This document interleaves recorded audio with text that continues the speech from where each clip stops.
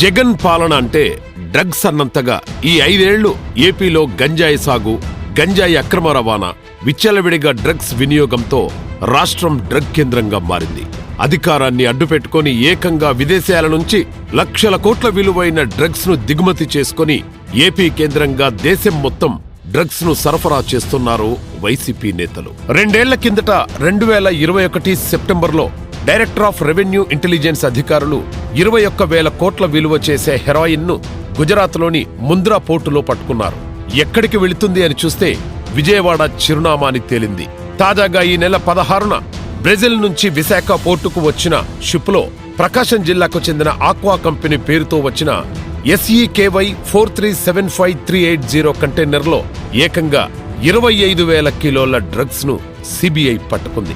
అప్పట్లో talcum powder అన్నారు, ఇప్పుడు రొయ్యల మేత అంటున్నారు. కానీ వాటిల్లో డ్రగ్స్ ఎలా వస్తున్నాయి? గతంలో బ్రెజిల్కు కొత్తగా ఎన్నికైన అధ్యక్షుడికి ఏటూ విజయసాయిరెడ్డి శుభాకాంక్షలు చెబితే బ్రెజిల్ ప్రెసిడెంట్తో విజయసాయిరెడ్డికి పనేంటి అనుకున్నాం. ఇప్పుడు ఈ కంటైనర్ బ్రెజిల్ నుంచి వచ్చింది. పైగా అక్కడ అంబాసిడర్ సురేష్ రెడ్డి వైసీపీ పెద్దలకు కావలసినవాడు. అందుకే విశాఖలో సిబిఐ కంటైనర్ ను తెరుస్తుంది అనగానే అక్కడికి వెళ్లి వైసీపీ నేతలు అడ్డుపడ్డారు.